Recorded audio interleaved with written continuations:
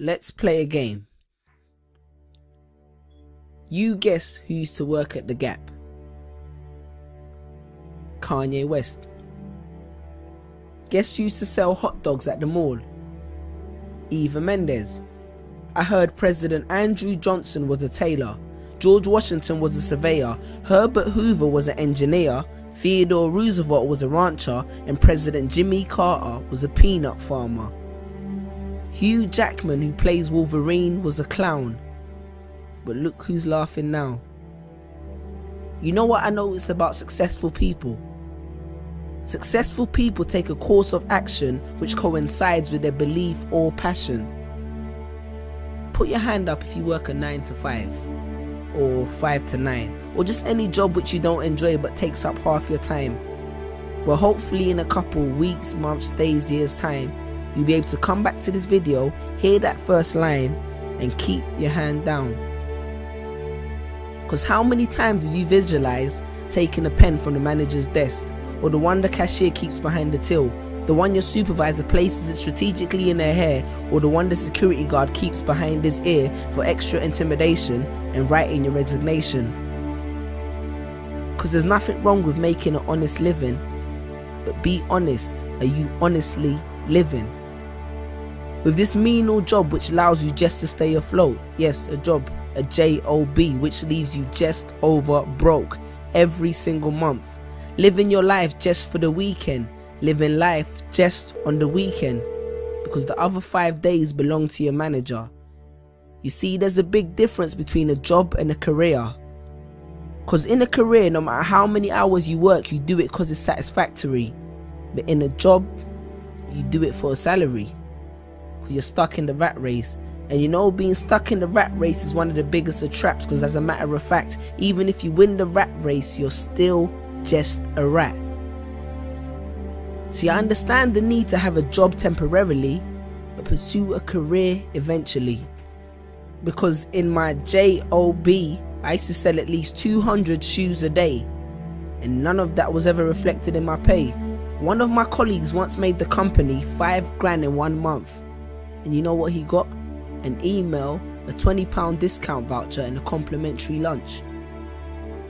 And you think you're safe because your job is commission based, until you've been working there for 3 years and the secretary with the short skirt gets a promotion because her and the boss went for dinner real late.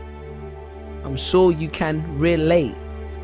But wait, are we still happy with an extra week holiday and a raise in a salary? Perhaps we need more clarity. Let's look at the statistics. Because the Industrial Revolution was beneficial technologically, but it coerced a lot of people into factories for ridiculous salaries to benefit their families, and that shaped people's mentalities exponentially, and essentially it became the norm to work for someone else by the turn of the century. And I could have regurgitated facts and figures to support this, but I choose not to boast. Plus that would give them nothing to write about in the Huffington Post.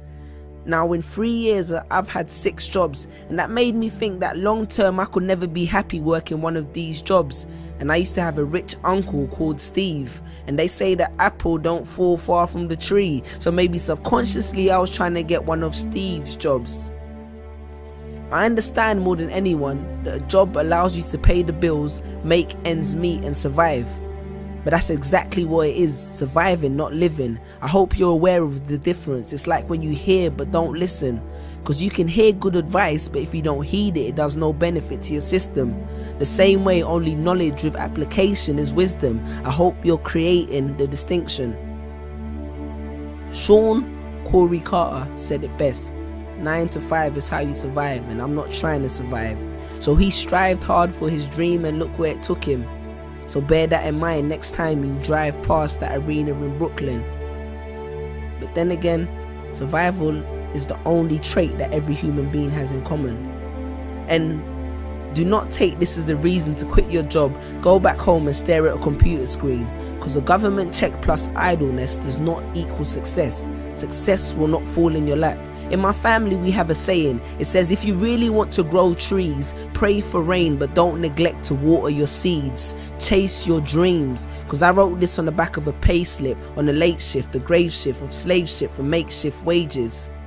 Google the term corporate sharecropping and you understand what I'm talking about. If somebody wants to do these jobs, then let them.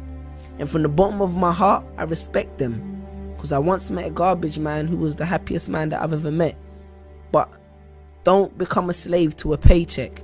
Because a job is a safe net. The condom which the system uses to screw you, and none of us would be here if everyone practiced safe sex. Stand tall. And if you're not sure if you're building someone else's dream, maybe this will help.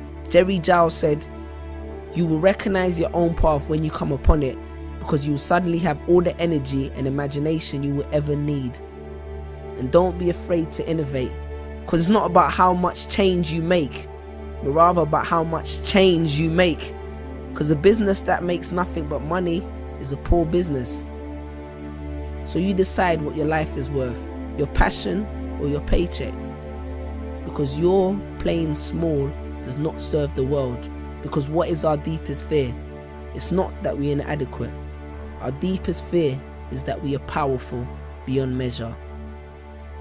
Confucius. Choose a job you love and you will never have to work a day in your life. Peace.